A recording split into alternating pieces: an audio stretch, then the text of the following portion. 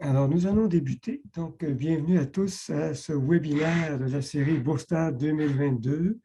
Donc, il s'agit de notre 5e webinaire qui va porter sur les débouchés pour les diplômés dans le secteur financier, dans l'industrie des services financiers.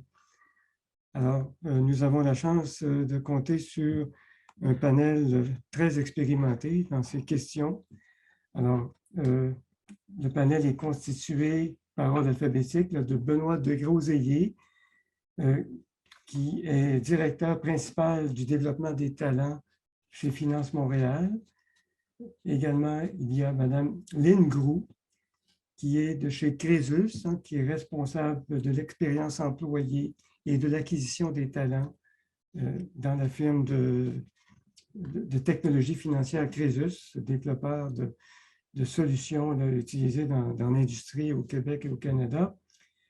Également, nous avons avec nous Mme Mélissa Lahaye, qui est vice-présidente principale marché institutionnel à la corporation Fiera Capital, ainsi que M. Samuel Tétrault, qui est directeur succursale à la Banque TD.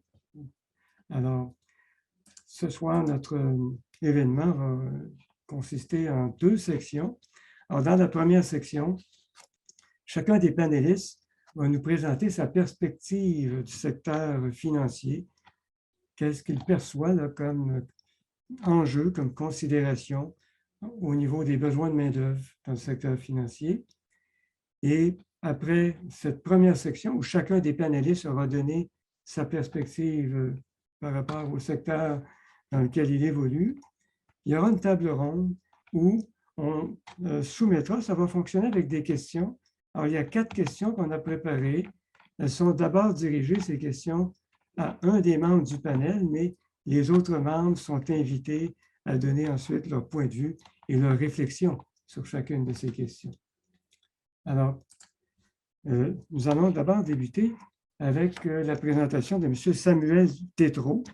Alors, M. Tétrault est un diplômé de l'École des hautes études commerciales, HEC Montréal, comme on dit aujourd'hui, en administration générale.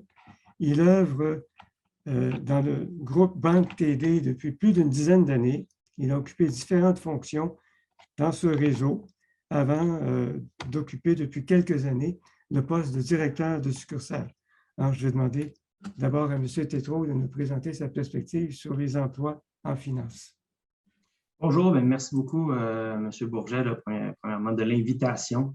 C'est un plaisir pour moi de représenter le groupe Banque TD qui, depuis 2011, soutient justement le Cyrano et le projet Bourstad. Donc, c'est un plaisir pour moi d'être ici aujourd'hui pour représenter le groupe Banque TD.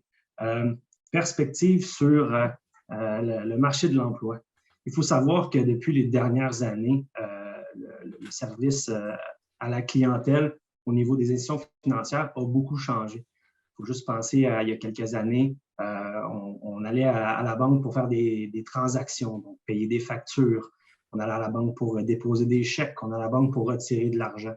De nos jours, effectivement, on va à la banque beaucoup plus pour avoir des conseils, régler des problèmes. Donc, très certainement que c'est une perspective qui est très changeante. Les postes que nous offrions il y a 10 ans, même quand j'ai commencé à la Banque TD, sont bien différents, du moins dans la forme que ce qui est proposé présentement. Donc, je vois vraiment que le marché s'en va dans des postes beaucoup plus orientés vers la technologie, beaucoup plus orientés vers justement le conseil envers le client. Je vais vous présenter un peu ma présentation que je vais vous partager à l'instant. Donc, juste pour faire un petit topo, effectivement, vous m'avez présenté. Je travaille dans le domaine financier depuis 12 ans. Donc, j'ai commencé tout jeune à la banque. J'étais encore sur les bancs d'école. J'ai commencé comme caissier, donc agent service clientèle, lorsque j'étais lors de mes études. C'est des très beaux postes d'entrée, des très beaux postes pour justement tous les étudiants que nous offrons à la TD. Donc, peu importe toutes les choses que j'apprenais à l'école, je pouvais appliquer certaines notions à la banque, je pouvais appliquer certaines décisions et voir un peu plus qu'est-ce que ça avait de l'air au niveau de l'arrière-scène, disons, là, pour tout ce qui est le domaine financier. Je suis très fier de travailler pour TD. Il faut savoir que TD, c'est vraiment une organisation qui a à cœur et ses clients, mais aussi tous les organismes des collectivités, puis tous nos collègues en succursale. Donc, on veut vraiment favoriser l'épanouissement de tous et chacun en succursale. Puis, on est là, effectivement, pour favoriser l'envol technologique. On est une banque qui investit beaucoup dans tout ce qui est FinTech pour vraiment avoir les applications du dernier cri, donc est toujours à l'avant-plan pour ce qui est des innovations. Je vous présente quelques postes, dans le fond, qui sont disponibles à même les différentes étudiants qui sont présentement même postsecondaires. Donc, même pas besoin d'être diplômé universitaire ou avoir déjà fini l'université, mais ces postes-là sont disponibles et sont cruciaux au sein de la banque. Donc, le premier poste, associé expérience client. Aussi, on peut voir l'associé expérience client un peu comme la personne qui est les yeux et les oreilles à la TD. Donc, c'est la première personne que vous allez rencontrer en rentrant à la succursale. C'est celle qui va régler vos problèmes. C'est la personne qui va pouvoir vous donner des conseils de premier niveau, qui va essayer de voir au-delà de vos besoins. Donc, c'est vraiment un rôle que je trouve clé au sein de l'organisation. On voit vraiment l'univers bancaire changer beaucoup. Comme je disais un peu plus tôt, il y a quelques années, c'était vraiment des transactions qui nous amenaient au comptoir. Maintenant, on cherche des conseils. Donc, nos associés expérience clients, ils ne font pas que des dépôts et des retraits, même si certaines personnes font encore des dépôts et des retraits et des paiements de factures, etc. Elles sont vraiment là pour commencer à éduquer les clients vers une meilleure santé financière, voir un peu au-delà des besoins immédiats du client pour référer à un conseiller plus senior. Donc, c'est vraiment un poste clé. L'autre chose aussi, un autre aspect pour les perspectives futures à la banque, je crois qu'il va y avoir de plus en plus de personnes qui travaillent de la maison et qui ont besoin justement de soutien à distance. Donc, l'agent de centre de contact clientèle est un poste qui est qui demande une très grande main-d'œuvre présentement. Donc, avec la pandémie et tout ce qui se fait à distance maintenant, je dois dire que tous nos centres d'appel ont eu là, de grandes augmentations d'achalandage dans les appels, etc. Donc, c'est un poste que je vois qui va être clé aussi dans le futur. Donc, pour tout ce qui est transactions à distance, cet agent-là est là pour justement parler aux clients, comprendre les besoins et aider, même si on n'est pas en présentiel.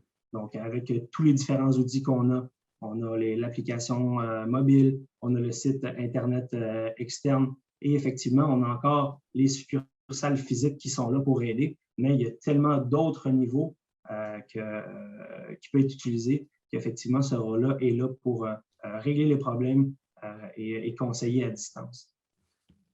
Le troisième rôle qui nécessite effectivement pas un diplôme d'études universitaires est l'associé service bancaire personnel. Donc, un peu comme notre associé expérience client, c'est un rôle qui va être clé pour justement prendre les nouveaux clients et les accompagner dès lors de l'ouverture du compte. C'est avec eux qu'on peut dire que qui est la porte d'entrée pour tous nos clients à la banque TD. Donc, pour tout ce qui est besoins financiers, bancaires, personnels, ouverture de compte, prêt, carte de crédit, tout ce qui est crédit ou simplement des investissements de base, ça va être cet employé-là ou ce rôle-là qui va être mis de l'avant.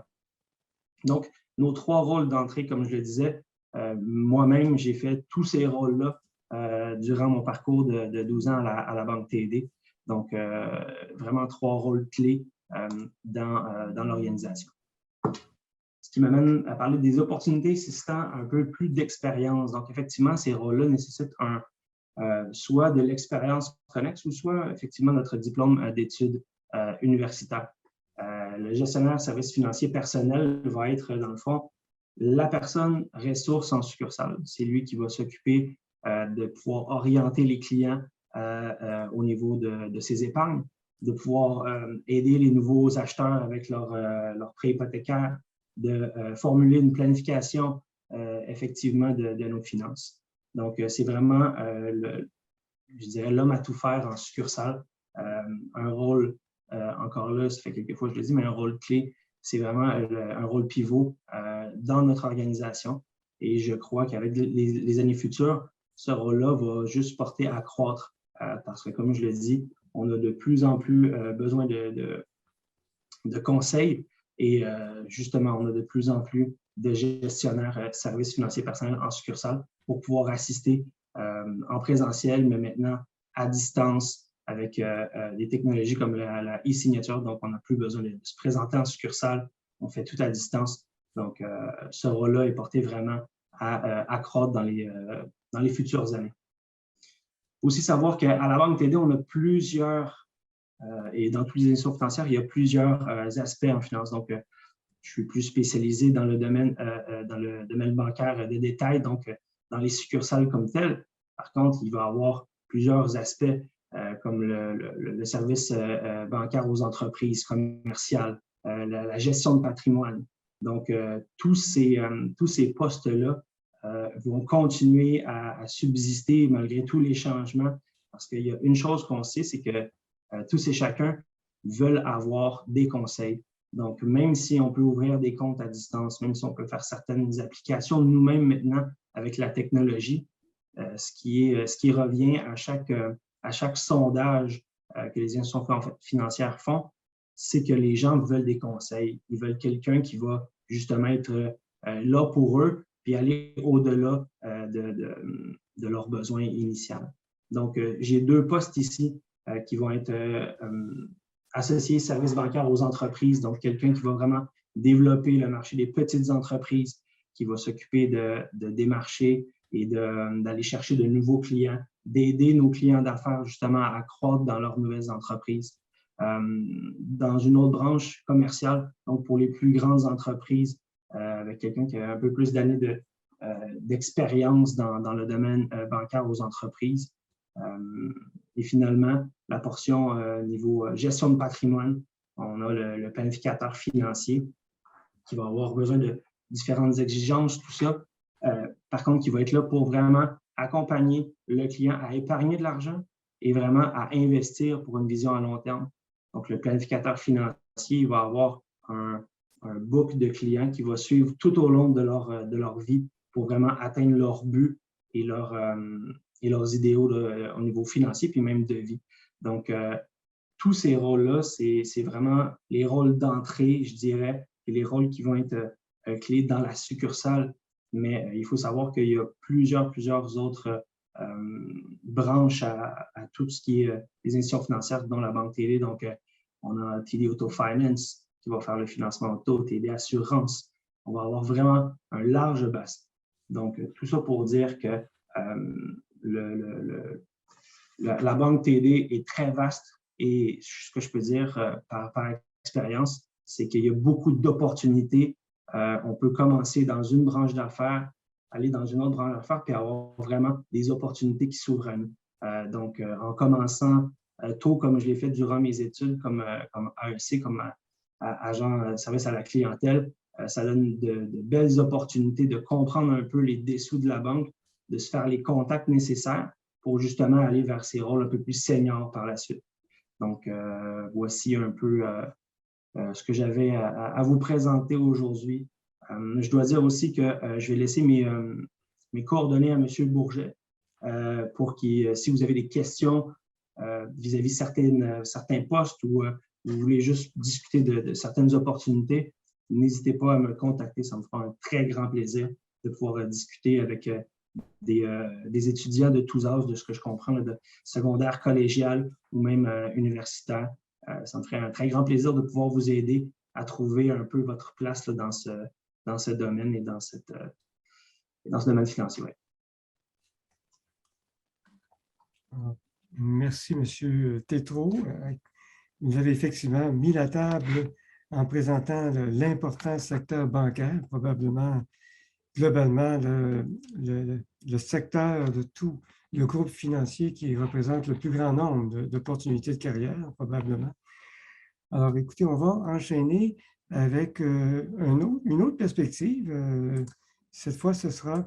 Est-ce que je peux partager mon écran? Oui. Alors donc on va demander maintenant à Mme Mélissa Lahaye. Mme Lahaye, elle est détentrice de la certification CFA. Alors, en français, on dit analyste financier agréé. Le C lui-même, je pense, correspond à Chartered Financial Analyst. Mme Lahaye est détentrice d'une maîtrise en administration des affaires de HEC Montréal. Elle a assumé des responsabilités de gestion financière dans différentes entreprises. J'ai noté notamment le groupe des actuaires Mercer et Bombardier aussi. Et elle est actuellement vice-présidente principale marché institutionnel à la corporation Fiera Capital, un important gestionnaire de portefeuille dans l'univers canadien, en quelque sorte. Alors, je vais lui demander de nous présenter sa perspective, Mme Lahaye. Oui, oui, merci. Merci, M. Bourget. Ça me fait plaisir d'être ici. En fait, ben, comme vous avez mentionné, là, moi, ma perspective est un peu différente de celle de M. Tétrault, puisque j'évolue dans le milieu qu'on appelle institutionnel. Là. Donc, essentiellement, là, mes trois expériences passées sont avec des régimes de retraite d'entreprise. Donc, c'est ce que je veux dire là, quand je dis institutionnel. L'institutionnel en placement, c'est les régimes de retraite qui investissent les sommes là, chez des gestionnaires de portefeuille pour les faire croître dans la mesure du possible.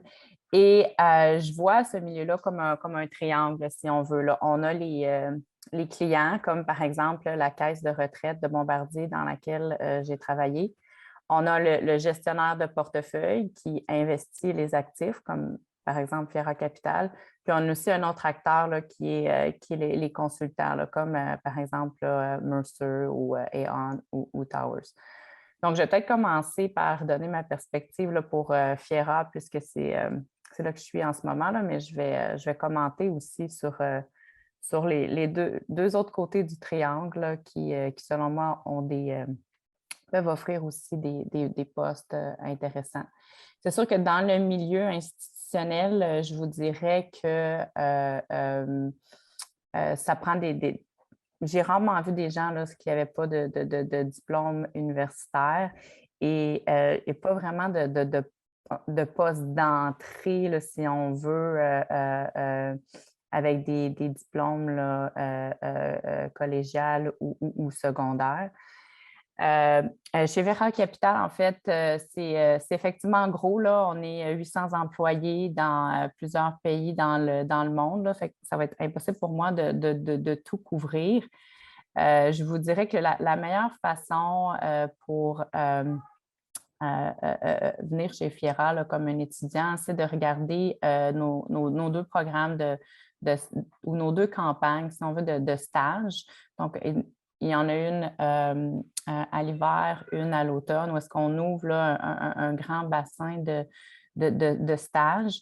Et en fait, on aime procéder à l'embauche d'étudiants par des stages, puisque ça nous permet pendant la période du stage de se familiariser avec l'étudiant, de voir comment il travaille, de voir à quel point là, il est fiable, etc.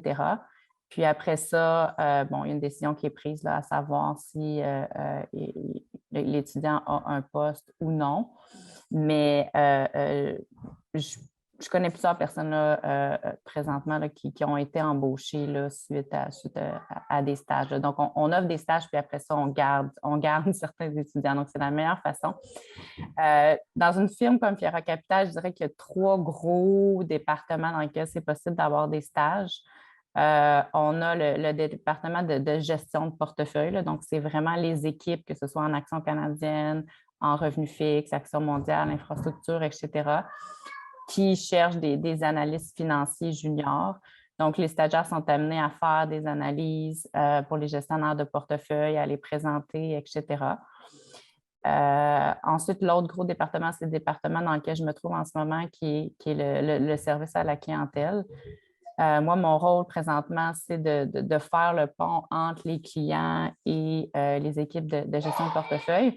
Mais on a besoin de support, si on veut, là, de certaines personnes là, pour des demandes clients. Donc, il y a des stages dans ces postes-là aussi.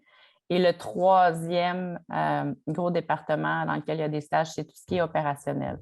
Donc, on peut avoir des stages dans des équipes de performance, par exemple, de trading, de transition, etc. Donc, juste dans mon équipe, là, il y a une personne qui a commencé avec un stage en fixed income, qui est ensuite allée dans une équipe de rédaction d'appels d'offres pour venir en service à la clientèle. Donc, le conseil que je dirais aux étudiants, c'est de jamais sous-estimer un poste d'entrée. L'important, c'est vraiment de mettre le pied dans la firme. Là, puis après ça, quand la crédibilité est établie, puis que la personne est reconnue comme un bon travailleur, là, les possibilités sont immenses là, dans une firme comme Fiera Capital. Donc, ça, c'est pour Fiera Capital. Sinon, comme M. Bourget mentionnait tantôt, moi, j'ai commencé ma carrière en consultation dans une firme comme Mercer et je dirais que c'est une excellente école. La consultation, ce que ça permet de faire, c'est de travailler avec plusieurs types de clients différents, plusieurs tailles de clients différents sur plusieurs projets. Et ça permet aussi d'établir un réseau. Dans notre milieu, je pense qu'il ne faut pas sous-estimer l'importance là, de bâtir un réseau à l'interne et un réseau à l'externe. Moi, mis à part mon premier emploi, après ça, j'ai pu appliquer là, sur les autres postes. Là. Donc, c'est vraiment comme ça que ça fonctionne dans notre industrie. Donc, la consultation, je dirais que ce n'est pas à négliger. Moi, pour ma part, je ne connaissais même pas les firmes de consultation là, avant de sortir de l'école. Mais en tout cas, je suis sortie en 2008. Puis à ce moment-là, je peux vous dire que les postes en finance n'étaient pas très nombreux. Donc, les consultants embauchaient. J'ai commencé là. Puis honnêtement, je pense que je le recommanderais à presque tous les étudiants, là, la consultation. Puis sinon, ben, c'est ça, il y a une possibilité d'aller là, dans les régimes corporatifs, où est-ce que là, c'est sûr qu'on devient plus un généraliste. Un régime corporatif, là, comme par exemple Bombardier, mais ce que ça permet de faire, c'est de comprendre de fond en comble là, les tenants et aboutissants de comment un régime est géré. Puis je sais qu'il y a des postes aussi là, d'entrée là, dans ces endroits-là. Donc, ça complète un peu les commentaires. Je dirais que, en fait, moi, je fais partie du comité des relations universitaires de CFA Montréal. Là, fait que je prendrais peut-être 2 minutes là, pour vous parler de qu'est-ce qu'on voit comme grande tendance, là, justement, dans l'industrie pour les emplois. Ce qu'on voit beaucoup, c'est ben, je pense qu'on va en parler tantôt, là, mais tout ce qui est FinTech. Allez-y. Oui, OK. Tout ce qui est FinTech, c'est sûr que ça prend une place là, de plus en plus grande, puis que je pense que c'est prometteur là, pour les emplois dans ce secteur-là. Sinon, nous, ce qu'on voit beaucoup aussi, c'est tout ce qui touche à l'ESG, l'investissement responsable, diversité, équité et inclusion. On en parle beaucoup. Donc, pour nous, à CFA Montréal, là, c'est un créneau qui est prometteur. Sinon, au niveau des régimes de retraite, il y a eu un grand, je cherche mon mot, le shift, un grand déplacement des régimes à prestations déterminées vers les régimes à cotisation déterminée. Donc, si vous êtes intéressé par les régimes de retraite, là, je dirais que les régimes à cotisation déterminée sont voués comment dire, à offrir plus de perspectives d'emploi que les régimes à prestations déterminées. Puis au niveau des classes d'actifs même, nous, ce qu'on parle beaucoup avec nos clients en ce moment, c'est tout ce qui touche les placements alternatifs. Là, dans un contexte de bas taux d'intérêt, les clients cherchent des alternatives là, aux classes d'actifs traditionnelles, là, comme les obligations et les actions. Donc, c'est sûr que si vous êtes intéressé là, par tout ce qui est immobilier, infrastructure, agriculture, dette privée et tout ça, je dirais que c'est un créneau là, qui est prometteur. Donc, ça fait le tour. Et même chose, là, je suis disponible là, si vous avez des questions par la suite, là, ça va me faire plaisir. Merci, Mme Lahaye. En fait, vous nous avez permis d'avoir un aperçu sur le secteur institutionnel qui est effectivement moins visible quand on est étudiant. Je pense que vous avez relaté votre propre expérience à cet égard. Alors, on va poursuivre. Je vais repartager pour qu'on puisse revoir. Alors maintenant, c'est Mme Lynn Groux. Mme Groux, elle est détentrice, elle est membre plutôt, devrais-je dire, de l'Ordre des conseillers en ressources humaines agréés. Alors, c'est le titre, c'est CRHA, si je ne me trompe pas, le conseiller en ressources humaines agréées. Alors, elle assume des responsabilités de direction dans le domaine des ressources humaines depuis près d'une vingtaine d'années. Elle est passée par le Cégep Maisonneuve et ensuite, ça a été l'Université de Montréal, une formation universitaire à l'Université de Montréal. Alors, je vais lui demander de nous donner une perspective qu'elle a en tant que partenaire au niveau de l'acquisition des talents et de l'expérience employée chez Crésus. Madame Groux. Votre micro n'est pas ouvert, Madame Groux. On ne vous entend pas. Oui, désolée. Bon. Alors, merci beaucoup, M. Bourget. Ça me fait plaisir de présenter, dans le fond, ce qui se passe chez Crésus. Alors, j'y arrive, voilà. Donc, alors, Crésus, comme Mélissa mentionnait un peu plus tôt, nous, on fait partie des FinTech. Donc, on gravite de près, de loin auprès des institutions financières et on a aussi une portion de technologie. Donc, FinTech, on l'explique bien. Ça nous fait plaisir de participer à l'événement. Puis, on a d'ailleurs des stagiaires qui sont en évaluation. Là, on aura un choix à faire sous peu pour l'été 2022. Donc, je travaille dans le milieu du recrutement depuis plus de 25 ans et j'ai côtoyé plusieurs industries différentes. C'est vraiment intéressant ce que je vis chez Crésus en ce moment parce que au niveau de la FinTech, ça nous permet d'arrimer différentes expertises, différentes industries au sein d'une même entreprise. Alors, la FinTech, comme le mot l'explique naturellement, on allie la technologie avec la finance. Alors, chez nous, comme je vais vous expliquer un petit peu plus loin, chez Crésus, on a des profils atypiques qui arrivent dans notre industrie, qui se côtoient au niveau de la technologie, des finances, de l'administration. C'est vraiment le futur. Mais chez Crésus, on est très privilégié, puis je pense que le secteur financier est très privilégié avec ce qu'on a vécu au courant des 2 dernières années. Je suis désolée, on m'indique qu'on ne voit pas nécessairement la présentation. On ne voit pas votre présentation. Je suis désolée. Okay. Bon. Oui. Ça va mieux? On la voit très bien maintenant, oui. Merci, parfait. Alors, c'est ça, chez Crésus, au niveau de la FinTech, le milieu financier en général, avec ce qu'on a vécu, là, la COVID, c'est peut-être un mot qu'on ne veut plus prononcer là, avec tous les défis que ça a amené dans les 2 dernières années, mais on est privilégié. C'est une industrie qui, même si tout le monde a été appelé à travailler en mode virtuel rapidement, on est très agile pour ne pas faire un jeu de mots avec mes collègues en technologie, mais à l'intérieur de 24 heures, là, quand c'est arrivé en mars 2020, nous qui étions tous des employés qui travaillaient du bureau, des bureaux, un à côté de l'autre, tout ça, en 24 heures, on a été invités à travailler de la maison. adapter nos systèmes et toutes les interactions, les relations avec nos clients, avec nos collègues extrêmement rapidement. Donc, vous comprendrez que la technologie est extrêmement importante dans notre milieu. Alors, chez Crésus, pour vous en parler un peu, vous expliquer le contexte qu'on vit, ce qu'on a à offrir. Crésus a été fondé en 87. On va fêter bientôt notre 35e anniversaire. Donc, il y a 35 ans, on était déjà dans l'innovation. On est une entreprise de Laval et un des gros joueurs là, au niveau des fintech au Canada. On occupe plus de 50% du marché. Alors, on est très fiers de poursuivre notre évolution.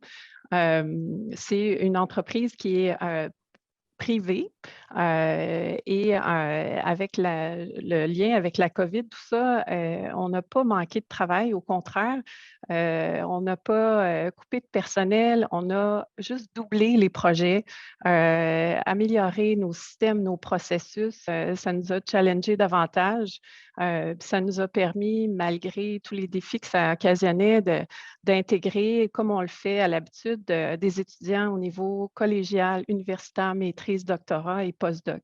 Donc, pour nous, c'est extrêmement important, comme on est toujours dans l'innovation depuis 35 ans, d'avoir des gens expérimentés qui travaillent chez nous, mais aussi de bâtir le futur, puis d'intégrer des jeunes, des nouvelles façons de faire, de transférer nos connaissances, donc de cohabiter les gens de finance et la technologie.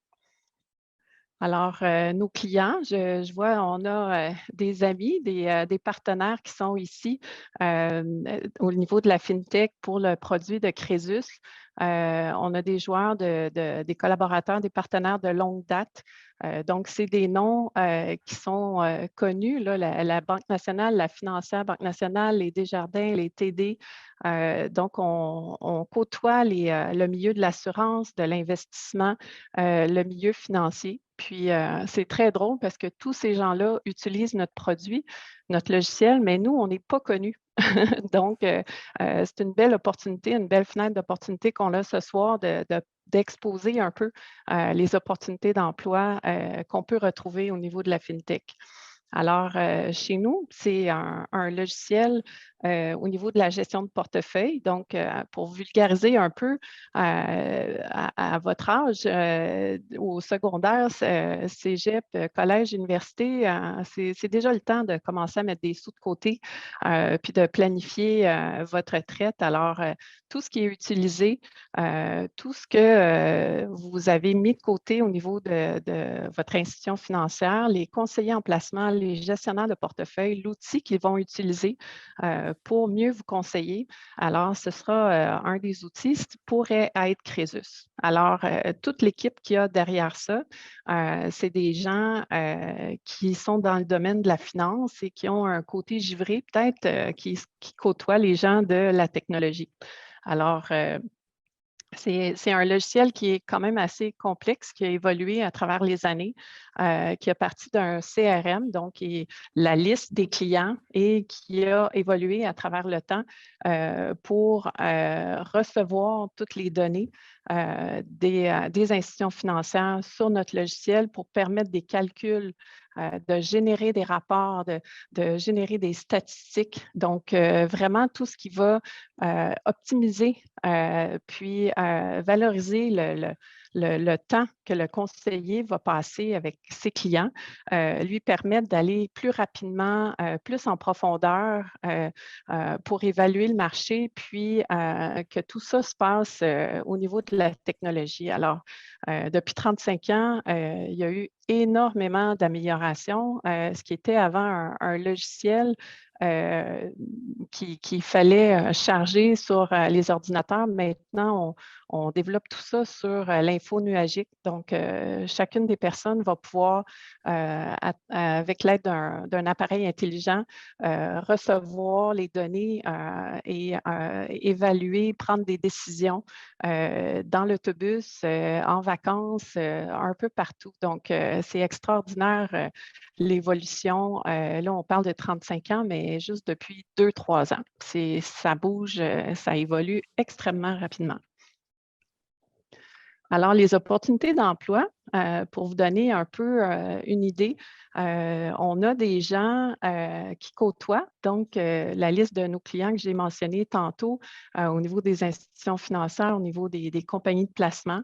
Alors oui, les ventes. Donc les gens de finance, quand on connaît bien ce que nos clients ont besoin, on peut bien les servir, on peut être proactif, puis créer des nouvelles ressources, des nouvelles façons de faire. Alors oui, les gens de finance peuvent occuper des postes de vente, de gestionnaire de projets, de gestionnaire de produits, de responsable des produits pour faciliter une expérience, créer une expérience client extraordinaire. Donc, un peu comme Madame Lahaye, on a des parcours académiques là, de CFA, de MBA, de bac en finance, comptabilité, c'est vraiment varié. On n'a pas un profil type là, qui arrive chez Crésus, c'est la diversité de tous ces parcours-là là, qui est vraiment notre richesse. Au niveau du service client, le service à la clientèle, alors si jamais le logiciel, il y a un bug, il y a un rapport, il y a un calcul qui ne se fait pas bien, bien, on a une équipe qui reçoit ces appels-là, ces demandes-là, soit par courriel sur la plateforme, les analystes d'applications, les analystes de données. Donc, on a des gens qui travaillent dans l'ombre, qui ont des parcours en finance aussi, qui ont différents rôles au niveau du logiciel, qui ne sont pas nécessairement des programmeurs, qui sont vraiment des gens qui connaissent bien encore le milieu financier et qui vont accompagner, qui vont vulgariser, dans le fond, les besoins, les demandes des clients pour permettre à nos gens de technologie de développer puis d'apporter l'innovation au niveau de notre offre. Puis, en troisième lieu, nécessairement les gens de technologie. Puis, ce n'est pas nécessairement des gens là, qui ont un parcours technique ou au niveau du bac en ingénierie, en informatique. On a des gens en mathématiques, on a des gens en finance qui ont développé des algorithmes, de la modélisation financière, tout pour enrichir, dans le fond, le type de rapport qui peut être généré à travers notre logiciel. Donc, c'est vraiment extraordinaire la diversité des parcours et des profils là, qui se côtoient au sein d'une FinTech comme la nôtre. Alors, ce qu'on recherche, parce qu'on a eu, comme je mentionnais, pendant la COVID, mais depuis toujours, c'est vraiment important pour Crésus au niveau de nos valeurs, au niveau de tout ce qui est transfert de connaissances, puis de poursuivre dans l'innovation, de chercher des gens.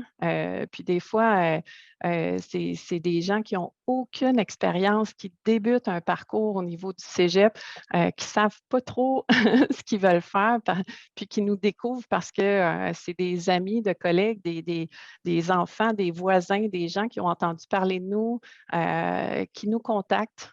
Puis, ce qu'on regarde, nous, au niveau de leur parcours, même s'ils n'ont pas encore 10, 15, 20 ans d'expérience, les atouts, les compétences, l'attitude aussi, le savoir-être davantage. Tout ce qui touche le service à la clientèle, là, maintenant en virtuel, faut offrir davantage. Tout ce qui passe à travers l'écran par un courriel, la compétition est extrêmement forte là, sur le marché. Donc, puis on a peu de temps pour créer un wow au niveau des clients, du service, tout ça. Donc, c'est extrêmement important. Donc, déjà, on le reconnaît ça dans les gens. Si vous êtes, si vous avez un ADN là, qui nous permet de reconnaître que vous allez offrir un bon service à la clientèle, autant virtuel qu'en présentiel. Donc, pour créer une belle expérience client. Ça a l'air simpliste, mais le bilinguisme, trilingue même, le volet virtuel aujourd'hui, là, de connaître une langue, de bien l'écrire, la parler, c'est une chose, mais exposez-vous à d'autres cultures, à d'autres langues.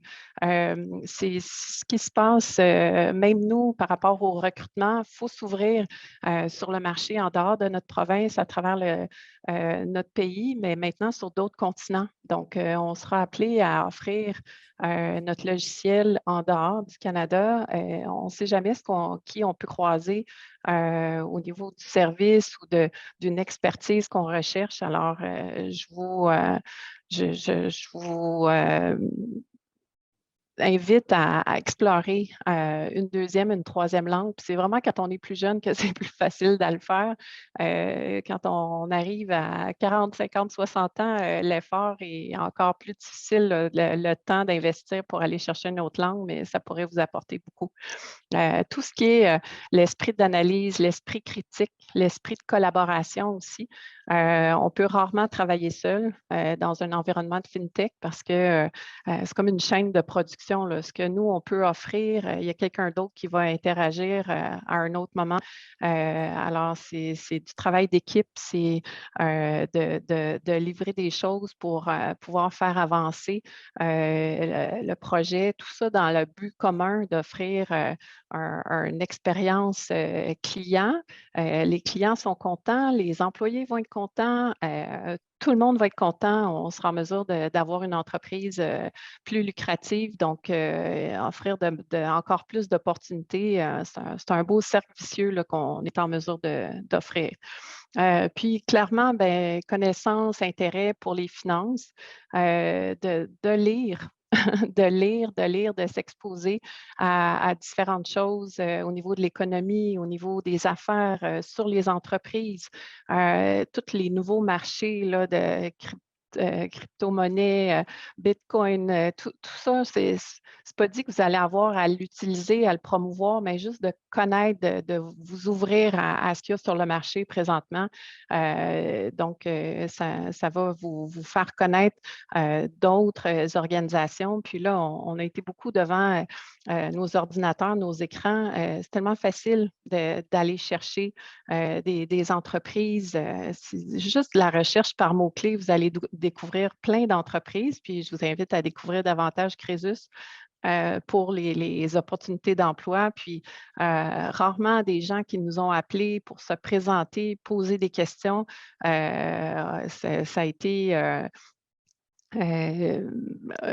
retourner du revers de la main là, pour dire on n'a pas de temps ou quoi que ce soit. On ne peut pas être indifférent à des invitations puis de rencontrer des nouvelles personnes. Donc, je vous invite à profiter du bon temps pour les gens qui sont aux études, que ce soit un premier parcours ou un retour. Allez explorer le monde des finances. On est privilégié, encore une fois, par rapport à la pandémie. Tout ça, c'est un marché qui est en pleine évolution, qui a énormément d'opportunités de carrière. Puis, peu importe par quelle porte vous allez rentrer, il y a une multitude d'opportunités qui vont se présenter à vous. Alors, merci beaucoup. Merci, Mme Gros. Vous avez levé le voile, si je peux prendre l'expression, sur un aspect des services financiers qu'on connaît moins, effectivement. C'est des services de support spécialisés. Mais je peux vous dire que vos clients vous connaissent bien et vous apprécient parce que nous, on a pris contact avec Crésus il y a déjà une dizaine d'années et c'était des gens de la TD, précisément, qui nous avaient recommandé d'aller rencontrer Crésus pour le développement qu'on planifiait à ce moment-là. Et il y a eu beaucoup d'échanges avec Crésus depuis l'époque. Alors, on va poursuivre avec la présentation de la personne, peut-être, qui a été à l'origine, jusqu'à un certain point, de ces webinaires, Benoît Desgroseilliers de Finance Montréal. Donc, on est en contact avec Finance Montréal depuis plusieurs années, et particulièrement avec Benoît, qui a été un peu notre interlocuteur. Et on avait discuté ce projet de faire ce type de conférence, et on a fait la première l'an passé. Benoît en faisait partie. Alors, Benoît, il est également détenteur, membre de l'Ordre des conseillers en ressources humaines agréés, donc il porte le titre de CRHA. Il détient un MBA de l'École des sciences de la gestion de l'Université du Québec à Montréal, également une formation spécialisée plus récente de l'Université Concordia. Il est le directeur principal du développement des talents chez Finance Montréal. Finance Montréal qui regroupe la grappe du secteur financier au Québec. on dit Montréal, mais je crois que c'est davantage à l'échelle du Québec. Donc, Benoît, s'il vous plaît, peut-être nous présenter ta perspective. Ben, avec plaisir. Merci, M. Bourget. Ben, écoutez, à vous qui nous écoutez en direct ou à celles qui vont nous écouter plus tard par enregistrement, ben, bonsoir, bonjour.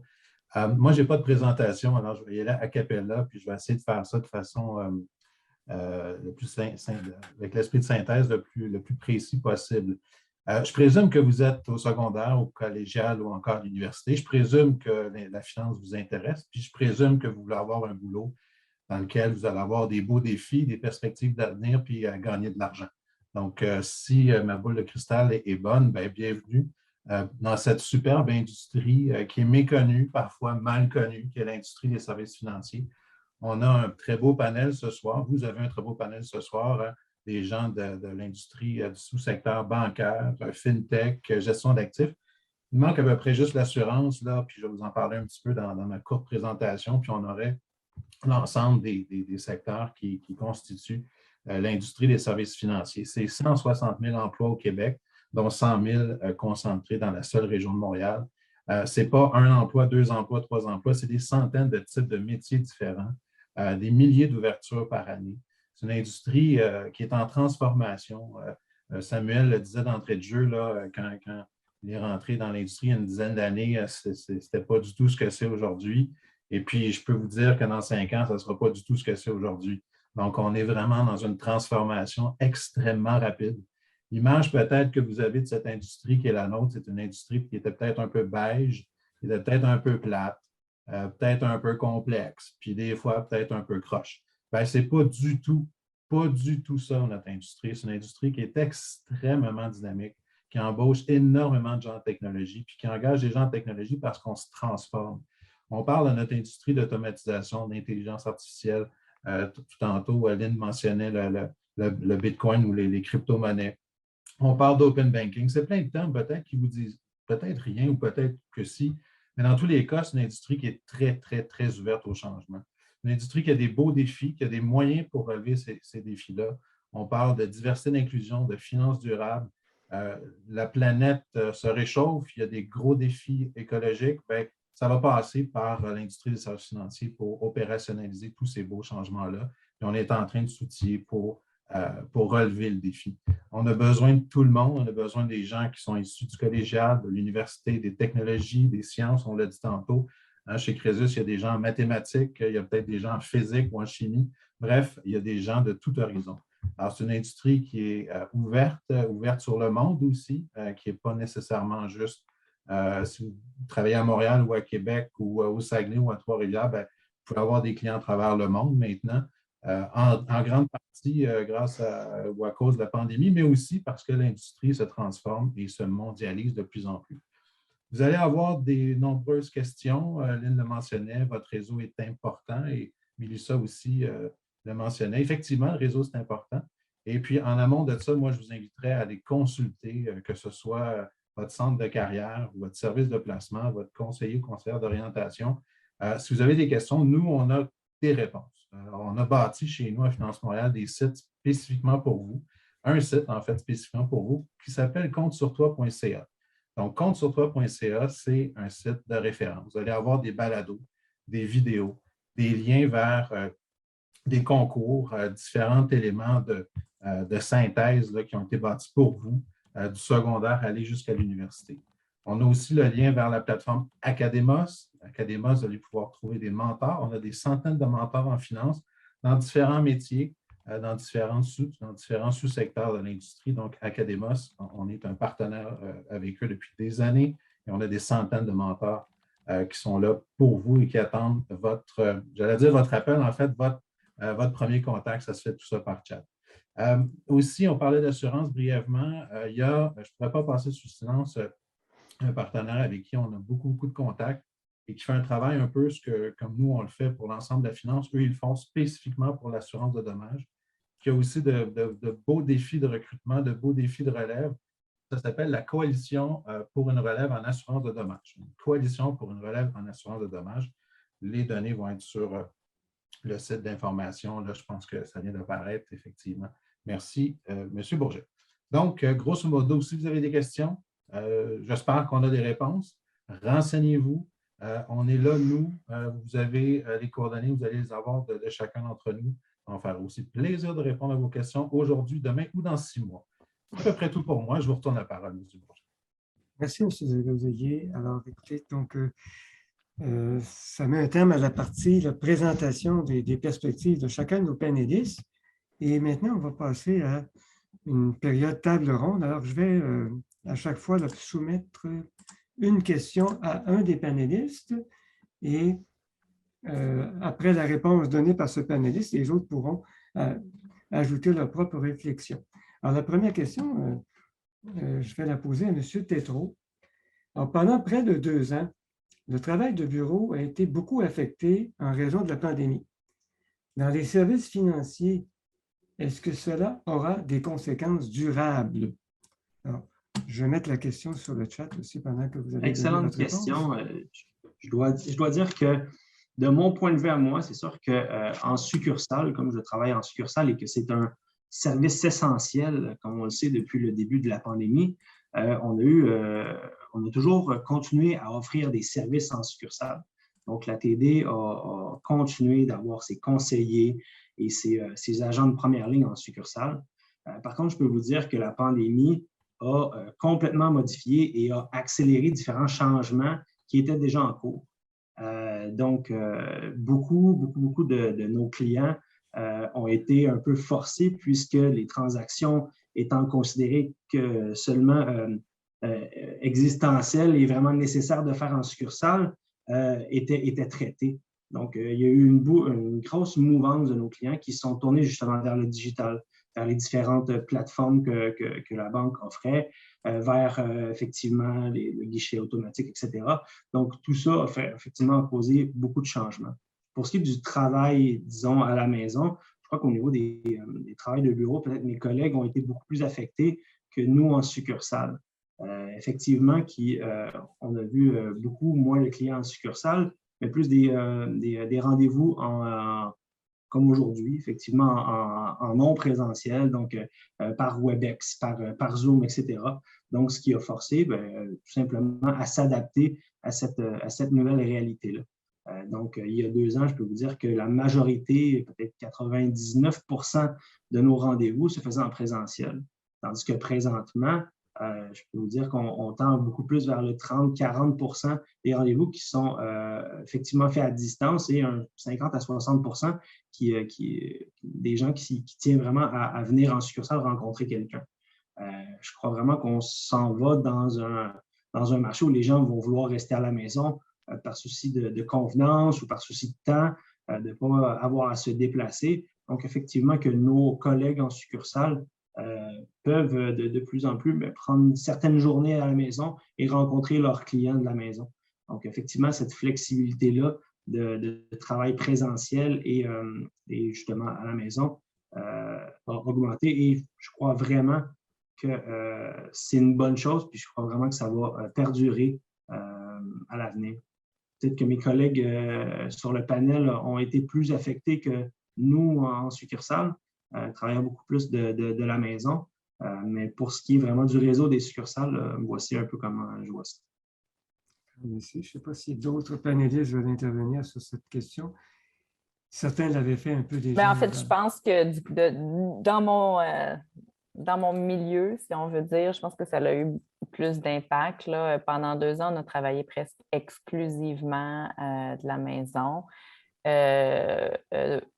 Les bureaux ont réouvert de notre côté, mais ça va être clairement un mode hybride, 2 jours par semaine au bureau environ, 3 jours à la maison. Puis du côté de mes clients, par exemple, on n'a pas eu encore à ce jour de rencontre en présentiel. Donc, les clients ne sont pas prêts de notre côté à reprendre les comités de placement en groupe, les comités de retraite en présentiel. Donc, l'impact était assez majeur, mais on s'est bien adapté. Puis, on s'est rendu compte que plusieurs rencontres pouvaient être faites plus efficacement en présentiel aussi. Donc, il y a des réalisations qui ont été faites qui vont faire qu'il y a certaines rencontres qui vont demeurer virtuelles, je pense.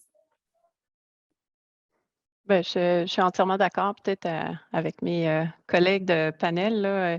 Je pense que les entreprises ont réalisé plusieurs choses. Il y a eu, au niveau des coûts des déplacements, auparavant, lorsqu'on se déplaçait facilement là, pour une journée de Montréal à Toronto ou d'autres marchés, c'est plus des choses qu'on juge nécessaires ou peut-être pertinentes maintenant, quand on peut se connecter en 30 minutes avec des collègues un peu partout.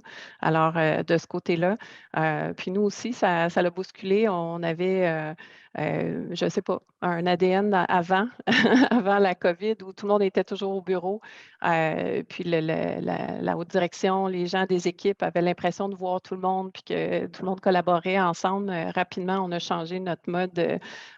Puis au niveau des ressources humaines, on a été appelés à présenter puis offrir des nouvelles façons de travailler, de s'arrimer avec la nouvelle réalité. Puis je pense que ça va juste créer du positif dans le marché, là. On va avoir fait un bond de ce qu'on aurait peut-être fait en 10 ans. Si on l'avait planifié comme tel, on a fait un bond en quelques mois pour adapter tout le monde de l'emploi vers un volet hybride virtuel. Puis je pense que ça peut juste être positif là, pour garder l'expérience humaine.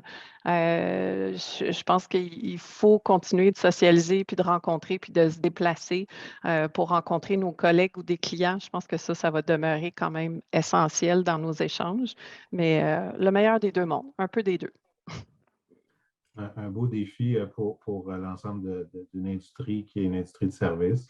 Tout à fait d'accord avec mes collègues. J'ajouterais que ça a exposé aussi l'importance de l'intégration des nouvelles recrues parce qu'on réalise bien qu'une culture, ça se partage plus facilement en personne que par Teams, Zoom ou WebEx.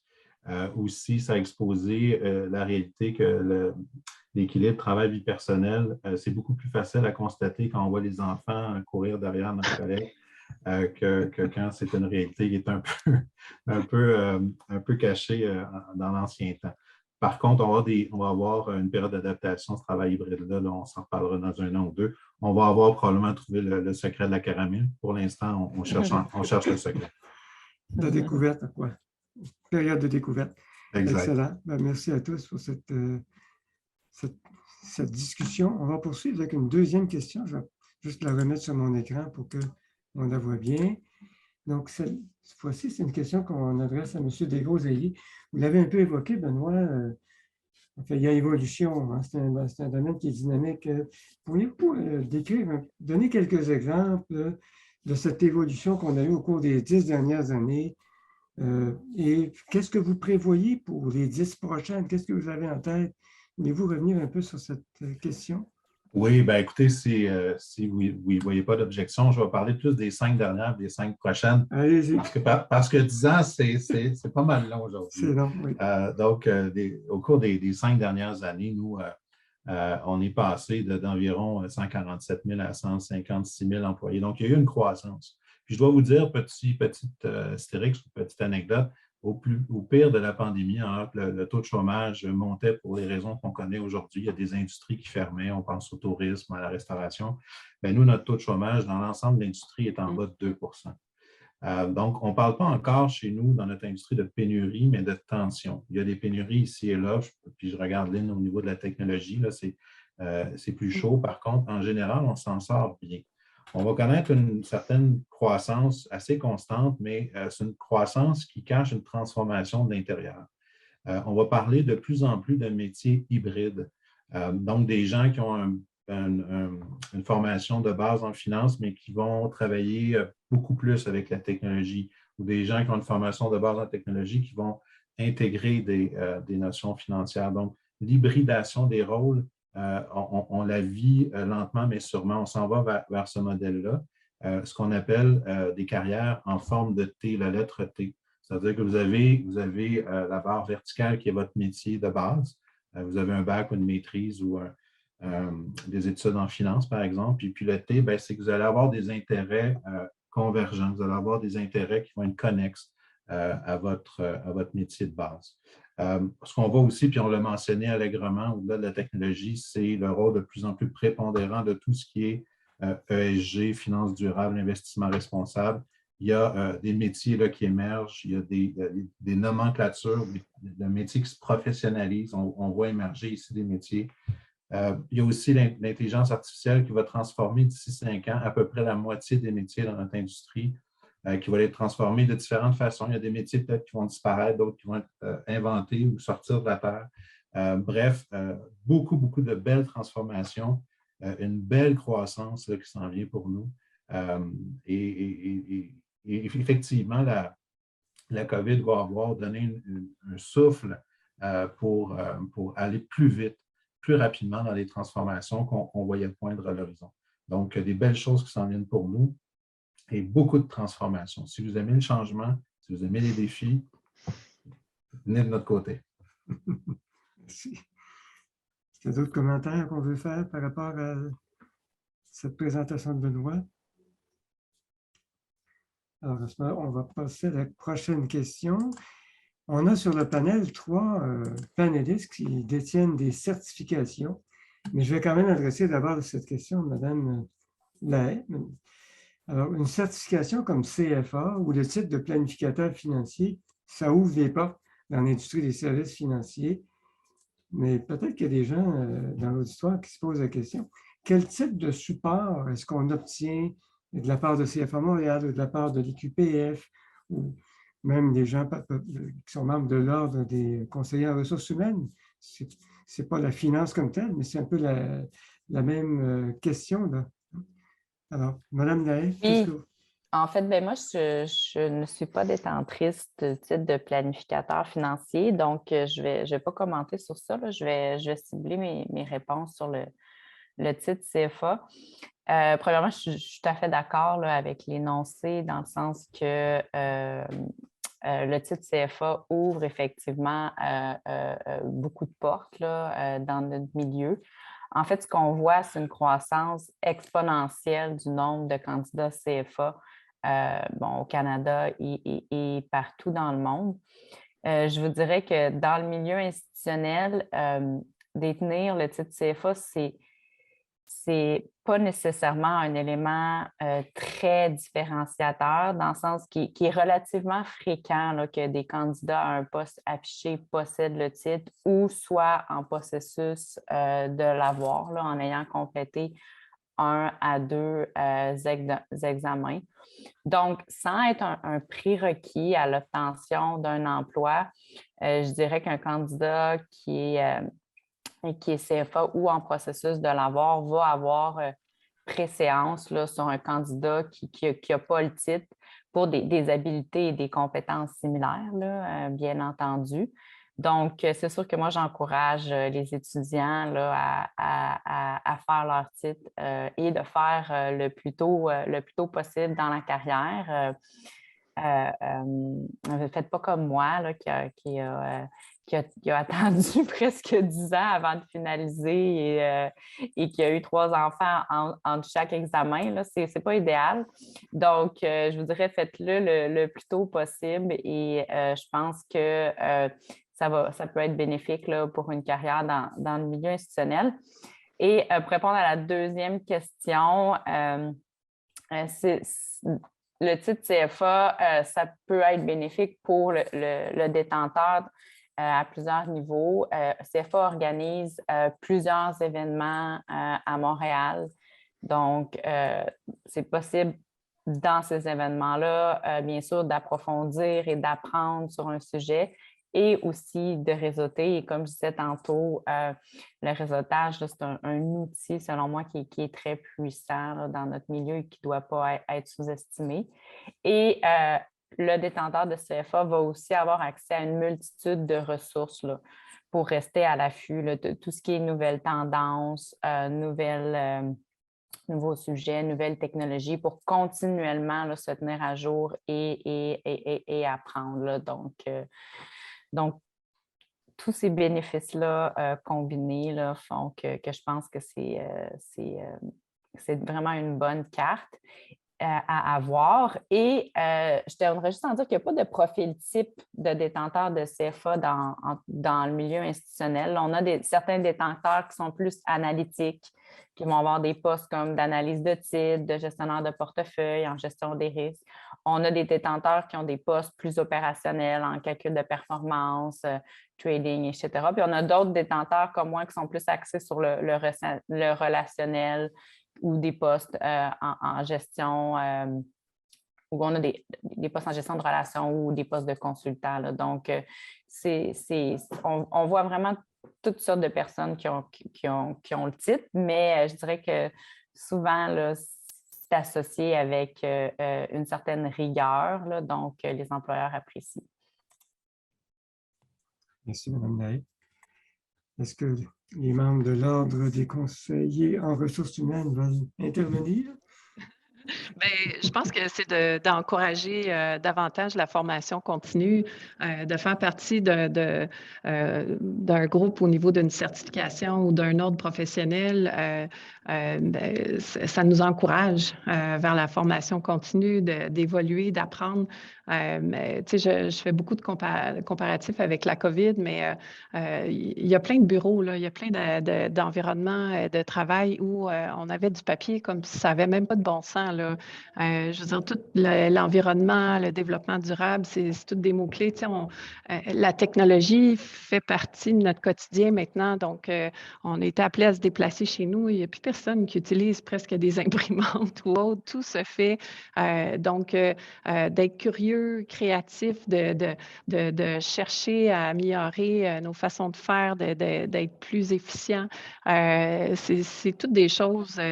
Donc, que ce soit encouragé par un ordre ou un groupe, d'avoir ce réflexe-là naturel, de toujours se pousser à apprendre, à évoluer, à se challenger pour apprendre davantage. Je pense que c'est ça qu'il faut retenir là, à travers tout ça. Tout à fait d'accord. Si vous allez avoir un petit truc, là, s'il y a un métier qui vous intéresse, puis vous allez sur LinkedIn, puis vous regardez un petit peu le profil des gens qui ont des métiers qui vous intéressent, bien, regardez les certifications qu'ils ont, ça va vous donner un indice de leur importance. Donc, c'est sûr que ça ajoute à la notoriété, puis effectivement, ça encadre un minimum la formation continue. Puis la formation continue dans un univers comme le nôtre aujourd'hui, puis pas juste dans les services financiers, mais dans l'ensemble des industries, la technologie nous pousse à se transformer. Bien, ça veut dire que chaque personne qui y travaille doit se mettre à jour dans ses compétences. Donc, il y a de la formation, du rehaussement de compétences, formation continue. Puis les ordres, bien, souvent chapeautent ça, puis offrent des formations particulières pour leurs membres. Merci à tous. Allons. Je suis toujours en partage, excusez-moi. Alors, notre dernière question est soumise à Mme Groux. Ça a été évoqué à différents moments, mais on va poser la question plus spécifiquement. Alors, de quelle façon des avancées comme l'intelligence artificielle ou les technologies financières, les fintech, font-elles évoluer les besoins de main-d'œuvre dans les services financiers? Évidemment, on comprend que chez Crésus, c'est la nature même de votre travail, mais est-ce que vous avez une perspective sur ce que ça peut entraîner chez vos clients, par exemple? Oui, tellement. Nous, comme je mentionnais lors de la présentation, on a même un lab, on a même une équipe là, en recherche et développement qui travaille sur l'intelligence artificielle, sur le machine learning, tout ça. Tout part, je veux dire, qui veut faire de l'entrée de données? Là, on se dit que c'est les postes d'entrée, les postes de base, mais pas de données, là. On n'a pas d'intelligence artificielle, on n'a pas d'analyse, on n'a pas. Donc, les données, c'est une richesse incroyable. Avec ça, on peut prédire, analyser, faire plein de choses. Là. Je veux dire, c'est à l'infini le potentiel. Donc, l'intelligence artificielle, définitivement, là, je veux dire, quand on parlait des appareils intelligents, du service bancaire maintenant qui est offert de chez soi avec nos pantoufles, de pouvoir avoir des conseils, c'est la clé. On l'a bousculé davantage pour offrir maintenant ce type de service-là. Puis je pense qu'on n'a même pas vu la pointe de l'iceberg de qu'est-ce qu'on va pouvoir créer puis offrir sur le marché à tous les niveaux. Alors, comme je mentionnais, là, les gens, les parcours que nos employés, c'est plus facile pour moi de parler des gens de Crésus, arrivent de différents environnements, puis c'est la curiosité, la créativité, l'intérêt qu'ils ont de s'impliquer sur un projet, d'en apprendre davantage. Il y a plein de choses qu'on ne savait pas, là, qu'on était pour travailler dessus il y a 2 ans, il y a 3 ans. Puis là, soudainement, ces gens-là sont devenus des experts. Donc, oui, définitivement, ça ne va que créer de belles nouvelles opportunités. Puis, ce n'est plus maintenant des métiers là, qu'on va faire la même chose pendant 5 ans, 10 ans, 20 ans. On est appelé à évoluer puis à se transformer, là, nous comme personnes, mais au sein des organisations également. Je pense que vous apportez à nouveau là, une belle démonstration du caractère dynamique de cette industrie dont tous les panélistes, je pense, que tous les panélistes ont illustré là, dans leur présentation, dans leur secteur particulier.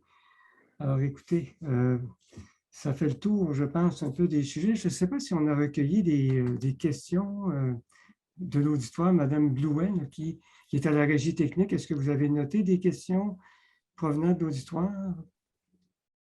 Alors, bonsoir. Bonsoir à tous. Effectivement, on a une question qui concerne le cours des obligations et savoir jusqu'à quand pensez-vous que le cours des obligations baissera avec la hausse des taux d'intérêt. Donc, la question n'est pas visée à quelqu'un en particulier, mais je pense que vous saurez qui pourra y répondre, peut-être.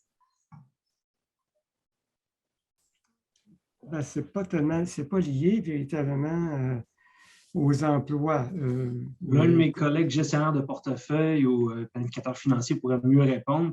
C'est une question qui est complexe parce qu'on peut pas, on ne sait pas jusqu'à quand justement l'augmentation des taux va perdurer. Donc, c'est heureux est celui qui a la boule de cristal pour savoir jusqu'à quand ça va perdurer. Mais effectivement, peut-être un peu en dehors de mon champ de compétences pour donner une réponse exacte. Merci tout de même pour la question.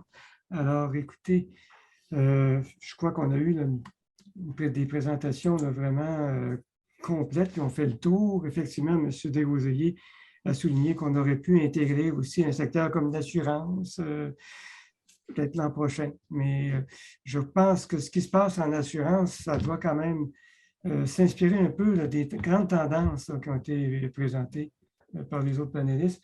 Alors, merci à tous les panélistes, à Mme Groux de chez Crésus, M. Tétrault de la Banque TD, M. Desrosiers, Mme Lahaye. Écoutez, je pense que vous avez apporté un éclairage qui va être très utile aux membres de l'auditoire qui regardent le secteur financier en se disant que ça semble intéressant, mais qu'est-ce que je peux y faire, moi, concrètement? Je crois que maintenant, on a des réponses précises à ça. Et il y aura certainement un plus grand nombre de personnes qui vont visionner l'enregistrement qu'on a fait ce soir. Merci à Mme Blouet, qui a été à la régie technique pour ce webinaire et à tous ceux qui ont précédé. Merci enfin à tous les participants à ce webinaire, qui sont des participants à nos simulations Bourstad. Il y avait possiblement quelques-uns de leurs enseignants qui étaient aussi de la réunion ce soir. Alors, écoutez, merci à tous de votre participation et on reprendra l'an prochain la série des webinaires pour cette année. Bien, ça ferme la boucle. Alors, merci à tous. Bonne soirée. À la prochaine. Merci à tous. Bonne soirée. Merci, bonne soirée.